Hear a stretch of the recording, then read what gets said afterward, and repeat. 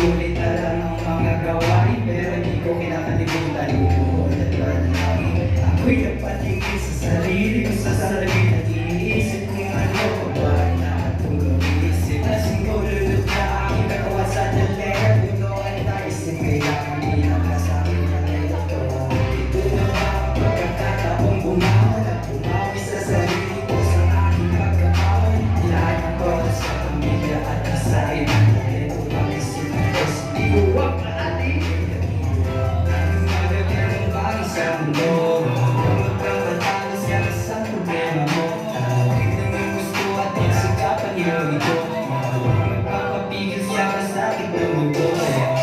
Dapat happy lang, happy, happy lang, happy lang. Dapat happy lang, happy, happy lang, happy lang. Dapat happy lang, happy, happy lang, happy lang. Dapat happy lang, happy, happy lang.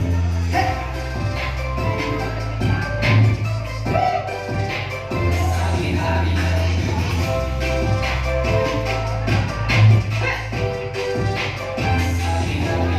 Happy na!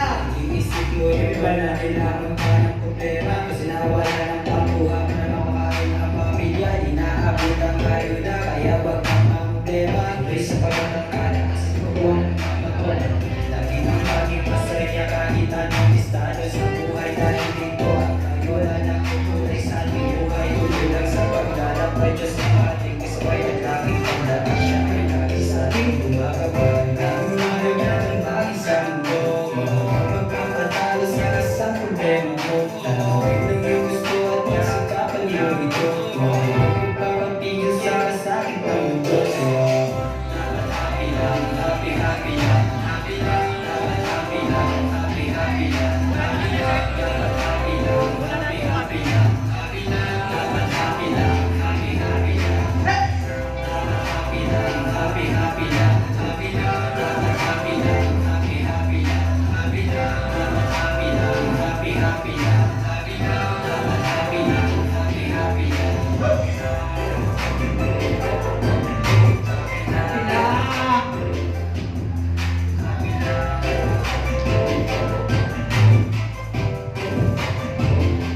Yes, happy, happy na mga kabunso. Again, maraming salamat po muli mga kabunso. Sa mga kabunso natin, sa lahat ng mga Malig sa Mix Community. Maraming salamat po sa inyong pagsuporta. Again, ini-invite ko po uli kayo mga kabunso sa darating po na September 28 sa Pasig po. Kasama po namin ang K-pop. Dustin po, si Miss Laardi Lozada po. Kasama ko pa din po dyan at si Ma'am Ana. At sa mga kaibigan po natin, sa mga kamag-anak po natin, sa October 20 naman po, nandun naman po tayo sa Dubai. Ayan, magkita-kita po tayo. And of course, ayan, sa December 40 naman po, inimbitahan ko naman po kayo. Alam ko naman po yung iba dito pupunta. Maraming salamat. Inimbitahan ko po kayo sa mga nakilala niyo po, sa mga kababayan natin, mga OFW, na kita sa akin dito sa kanilang nilalive. Kaya kita-kita po tayo sa December 14 sa Italy.